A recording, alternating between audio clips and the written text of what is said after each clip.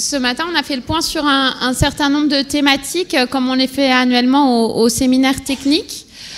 Cet après-midi, on l'a pensé de manière un peu différente pour qu'on puisse discuter dans le cadre des perspectives qui s'ouvrent devant nous, avec le fait que dans la loi du 7 février 2022, il est inscrit que l'Observatoire national va assurer les missions de Centre national de ressources, ce qui nous invite, il nous semble, en tout cas pour l'équipe de l'ONPE, à réfléchir avec vous sur le lien département-observatoire et sur la manière dont on peut co-construire des réflexions communes sur le sujet de la protection de l'enfance.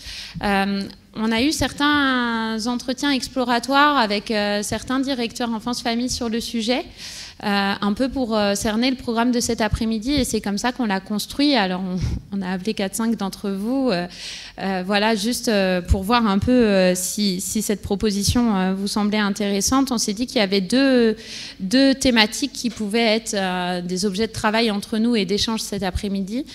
D'une part, la question des données nationales et locales, qui revient beaucoup, mais peut-être avec une mise de départ qui vous donnerait à voir les données qui existent aujourd'hui dans le champ de la protection de l'enfance, qui peuvent être utilisées et qui peuvent même peut-être faire référence avec des données locales que vous, par ailleurs, vous auriez, des questions méthodologiques aussi. Et puis, après cette séquence sur les données d'1 heure, on se disait que ce serait intéressant d'avoir un échange un peu ouvert avec vous sur le cadre du Centre national de ressources et des thématiques, des sujets où on parlait tout à l'heure, il y avait des premières bribes qui étaient lancées ou hypothèses de travail sur la question de rencontres interdépartementales ou de liens interdépartementaux, voir comment l'ONPE pourrait être force de proposition sur une partie de ces enjeux-là, en sachant que ce sera évidemment fonction des moyens qu'on aura dans le nouveau groupement, mais on est déjà au travail sur cette perspective, parce que ça peut être aussi des manières de travailler un peu différentes au regard des chantiers qu'on a déjà engagés. Du coup, sans plus attendre, je laisse la parole aux 3 chargés d'études qui sont ici devant vous, Mylane Momik, Séverine Delaville et Elsie Meoba, pour vous présenter une première mise de départ autour des données en protection de l'enfance.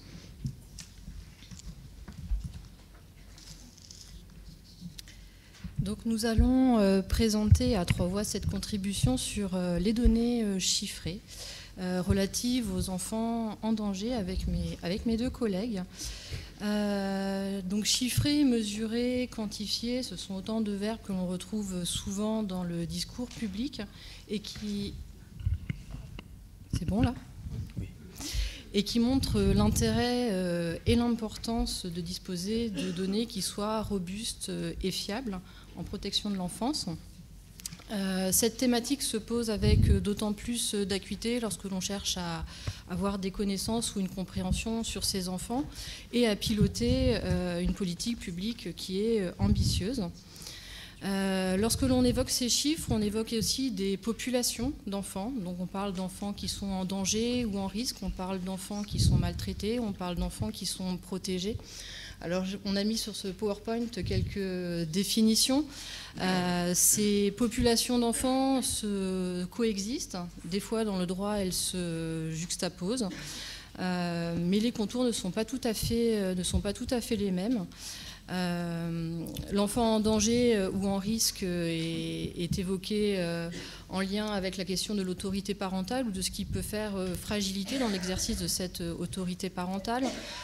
Par rapport à la maltraitance, qui est beaucoup plus évoquée dans la littérature internationale notamment, et qui peut se lire à plusieurs niveaux, dans un niveau qui est intrafamilial, interpersonnel, et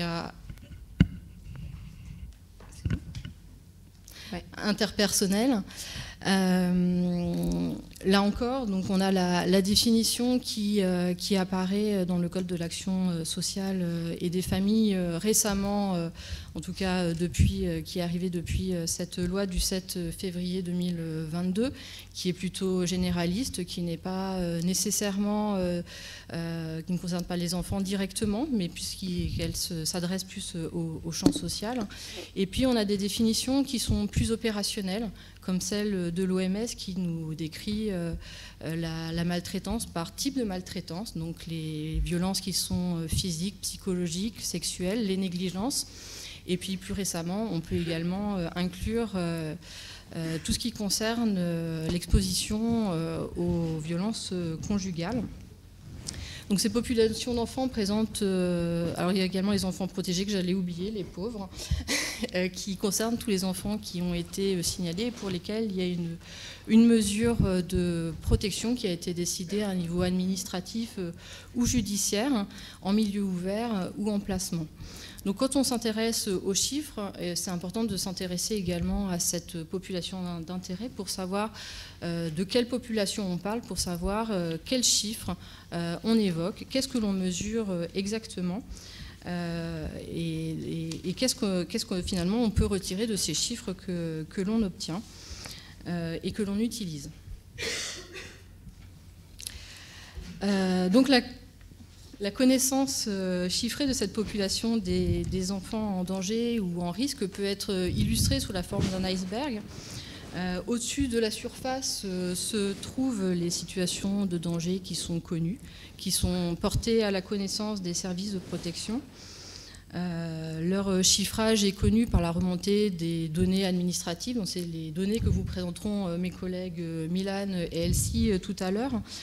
Ces données officielles, donc, qui sont plurielles et viennent de différentes sources. Donc on peut s'interroger par exemple sur le nombre d'enfants qui sont concernés par un appel au 119, sur le nombre d'enfants pour lesquels il y a une plainte qui a pu être déposée, combien ont fait l'objet d'une information préoccupante, combien sont pris en charge effectivement en protection de l'enfance, par exemple. Et donc ça, ce sont toutes les données administratives, toutes celles que l'on peut trouver. En dessous de la ligne d'eau de cet iceberg, il y a toutes ces maltraitances, tous ces dangers, ces situations qui sont invisibles et qui sont pour le coup beaucoup plus difficilement quantifiables. C'est pour ça que souvent on dit qu'il y a une sous-estimation de notre connaissance des situations. Et pour approcher un petit peu ces données, pour comprendre un petit peu quelles sont ces situations, on peut recourir à d'autres sources de données qui sont complémentaires pour en obtenir une lecture, et c'est notamment les données que l'on peut obtenir par la lecture des enquêtes qui sont faites en population générale. Et donc le contour est un petit peu différent de ces données administratives. Donc aujourd'hui, on a notre fil rouge pour cette présentation, ça a été de traverser cette approche par population.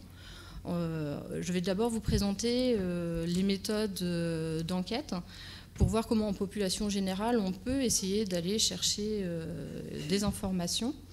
Et puis mes deux collègues vous présenteront des données qui concernent à la fois le repérage des enfants en danger et les données qui sont relatives aux enfants protégés.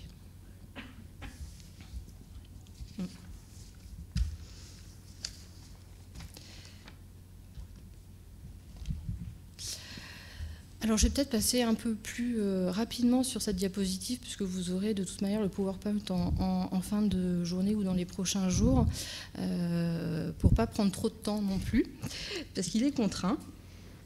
Donc cette première diapo concerne les enquêtes en population générale. Leurs intérêts à ces enquêtes, c'est qu'elles vont permettre d'obtenir une estimation du nombre de personnes qui ont été exposées durant leur enfance à un phénomène de maltraitance, par exemple. Elles se fondent sur une méthode déclarative, c'est-à-dire qu'on va le plus souvent aller interroger des adultes sur leur vécu antérieur, leur expérience passée.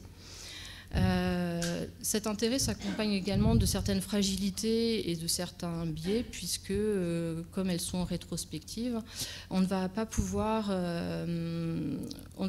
avoir des tendances ou trouver des évolutions parce qu'elles vont interroger tous les adultes qui ont toute une population d'adultes à un moment donné, qu'ils aient 18 ou 80 ans.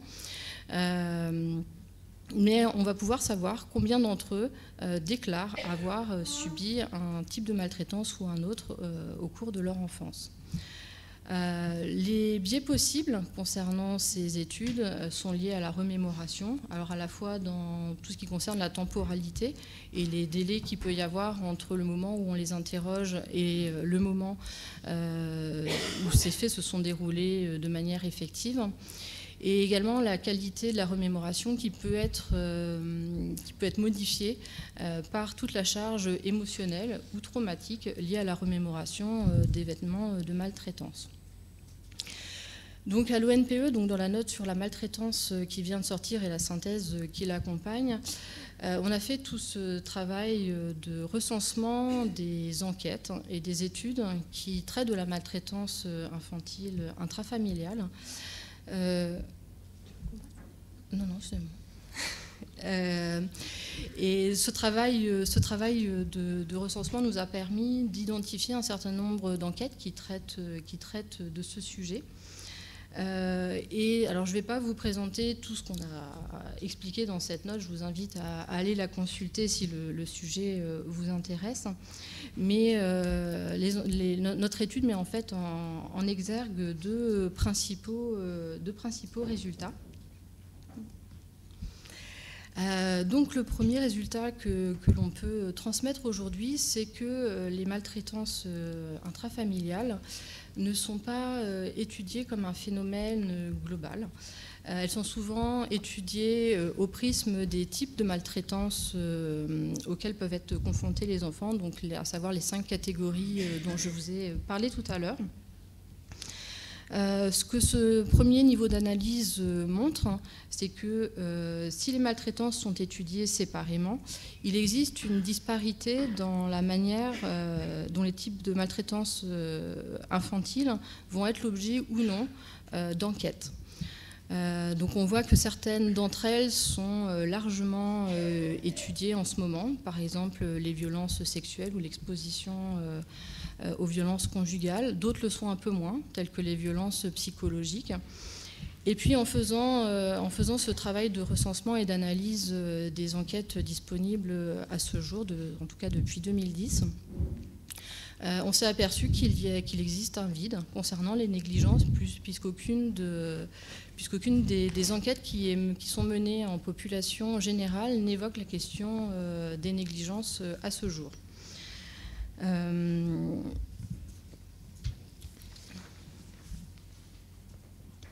Et donc, si vous pouvez même dire que, effectivement, alors c'est marqué sur le PowerPoint, mais que la disponibilité de ces données et les enquêtes qui sont faites sont à mettre en lien avec la visibilité médiatique qui peuvent être donnée à certains sujets, mais aussi qu'il y a certains types de maltraitance qui peuvent être plus difficilement repérables, objectivables et donc quantifiables et mesurables. Le deuxième résultat que l'on peut vous transmettre, en faisant cet état des lieux des différentes enquêtes qui existent sur les violences infantiles intrafamiliales, on s'est aperçu que finalement on peut avoir beaucoup de chiffres. Des fois on se plaint qu'on n'a pas suffisamment de chiffres pour expliquer ce qui se passe en protection de l'enfance ou par rapport aux maltraitances. Et là on a beaucoup de chiffres mais qui ne se ressemblent pas du tout, qui peuvent être extrêmement différents. Et que finalement cette compréhension des données ne peut se faire que si on repositionne ces chiffres dans un contexte, dans le contexte dans lequel ils ont été produits. Sinon, ça conduit à un manque de sens par rapport à ces données. Donc parmi les éléments qu'il faut bien garder en tête par rapport à ce contexte d'origine des données, alors je ne vais pas tous vous les lister, mais les plus importants et ceux qui peuvent vraiment induire des différences importantes, c'est la temporalité. Donc toujours veiller, quand on regarde une étude, quelle est la temporalité à la fois du recueil des données et la temporalité de la publication des résultats d'une enquête. Il y a parfois un grand écart entre le moment où des personnes ont été interrogées et le moment où l'analyse peut être publiée. Le deuxième point, c'est le périmètre géographique qui a été étudié. Est-ce que la donnée concerne une enquête à un niveau local? Est-ce que ça concerne un périmètre national? Et si c'est au niveau national, est-ce que tous les territoires sont intégrés dans cette étude, et notamment les territoires d'outre-mer, puisque parfois il y a un vide, un manque de données concernant l'outre-mer. Un troisième point qui concerne les éléments méthodologiques.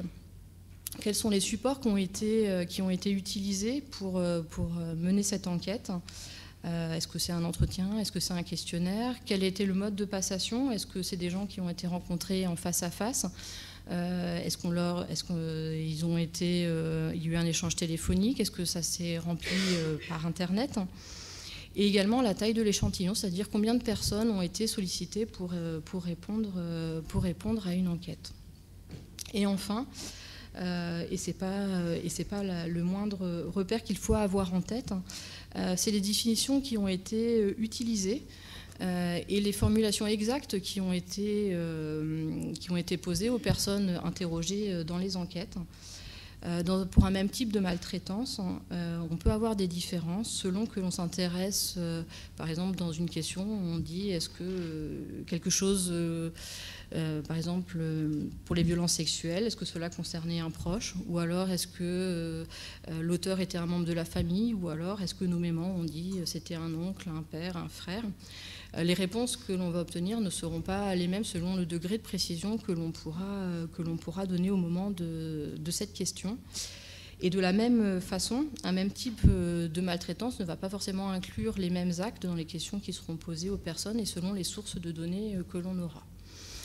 Donc dans l'utilisation, quand on réalise une enquête, quand on analyse une enquête, quand on utilise les données chiffrées que l'on peut aller décrypter, c'est nécessaire de recontextualiser tous ces chiffres pour pouvoir avoir une lecture la plus juste et la plus fiable et pouvoir les généraliser avec suffisamment de précautions. Notamment pour des raisons de comparaison. Donc pour la suite de mon propos, je vais laisser la parole à Milan. Alors, les données sur la maltraitance peuvent également être approchées par des données dites administratives, notamment au moment du repérage de ces phénomènes de maltraitance. Nous allons donc évoquer aujourd'hui 3 sources travaillées à l'ONPE. Donc les données relatives aux plaintes déposées en gendarmerie ou au service de police concernant les violences physiques et sexuelles sur mineurs, les données relatives aux appels reçus au SNATED et les données en provenance des CRIP, et pour lesquelles l'ONPE a amorcé un travail sur la définition et la mise en œuvre des indicateurs sur l'activité des CRIP. Alors, dans le cadre de son rapport annuel au gouvernement et au Parlement, l'ONPE a recours aux données transmises par le service statistique ministériel de la sécurité intérieure relatives au dépôt de plaintes concernant les violences physiques et sexuelles sur mineurs. Alors, ces données établissent qu'en 2020, 63 900 plaintes ont été déposées pour des violences physiques commises sur mineurs, dont 33 500 dans le cadre intrafamilial, ce qui fait un taux de victimation dans le cadre intrafamilial de 2,4 pour 1000 mineurs. Alors, la pyramide projetée montre que les dépôts de plaintes pour violences physiques dans le cadre intrafamilial varient fortement en fonction de l'âge et du genre, variant de 1,1 pour 1000 pour les garçons âgés de 15 à 17 ans, à 3,1 pour 1000 pour ceux âgés de 6 à 10 ans. Concernant les filles, ce taux croissant avec l'âge varie de 1,9 pour 1000 pour les filles âgées de 6 ans à 2,8 pour 1000 pour celles âgées de 15 à 17 ans. Concernant les dépôts de plaintes relatives aux violences sexuelles dans le cadre intrafamilial, près de 11 100 ont été déposés en 2020, soit un taux de victimation de 0,8 pour 1000 mineurs.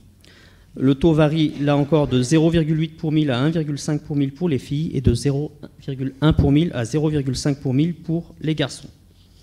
Alors, en termes de perspective, concernant les données relatives au dépôt de plainte, nous avons une réflexion sur les données transmises par le SSMSI au niveau local et la manière dont nous allons exploiter ces données à partir de 2023.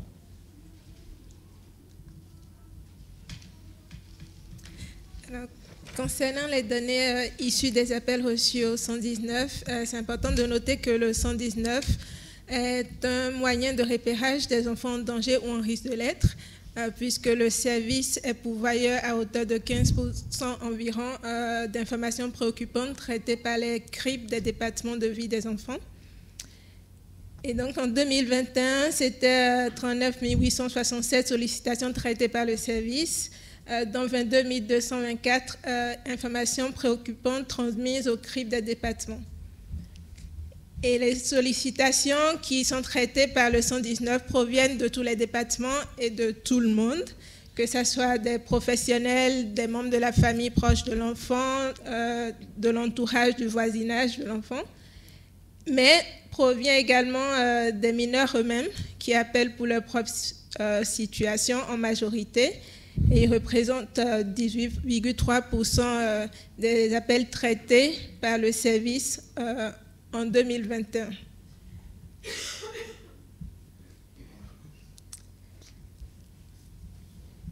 Quant aux types de violences qui sont évoquées lors de ces sollicitations au 119, il y a vraiment toutes sortes de violences qui sont évoquées au 119, mais en majorité, ce sont les violences psychologiques à hauteur de 27%, qui représentent 27% des dangers qui sont évoqués. Les négligences envers l'enfant à hauteur de 22,7%, les violences physiques à hauteur de 18,7%, et les violences sexuelles qui viennent un peu moins comparativement à ce qu'on a vu tout à l'heure dans les enquêtes, mais qui représentent 44,5% des types de violences qui sont évoqués au 119. C'est important de préciser que le chaînage des informations qui sont collectés au 119 permettent de pouvoir faire des statistiques en termes d'enfants distincts. Et donc, c'était 43 260 enfants qui étaient concernés par ces situations de danger ou de risque de danger lors des sollicitations traitées par le service en 2021. Et c'est aussi important de noter que souvent, il y a plusieurs types de dangers qui sont évoqués dans une même situation, qui représente en fait pour le tiers des enfants, au moins 2 types de dangers étaient évoqués dans les sollicitations qui étaient traitées en 2021. Et parlons justement des maltraitances intrafamiliales, on va noter aussi que 95% des auteurs présumés qui sont évoqués lors de ces sollicitations sont membres de la famille proche de l'enfant en danger ou en risque de l'être. Et majoritairement le père et la mère qui représentent 87% de ces auteurs présumés déclarés lors des sollicitations traitées par le service. Bien entendu, il y a plusieurs autres éléments recueillis au cours de ces sollicitations qui permettent de pouvoir faire des statistiques plus poussées en fonction de l'âge de l'enfant, en fonction de son lieu de vie, que ce soit chez ses parents ou ailleurs, ou bientôt aussi, depuis cette année, avec l'intégration d'un item sur la scolarité de ces enfants, puisqu'on en parlait justement ce matin. Et donc, la base de données du 119 représente aussi une source de données qui est travaillée à l'ONPE, et il y a un rapport annuel qui est établi sur les sollicitations reçues par le service.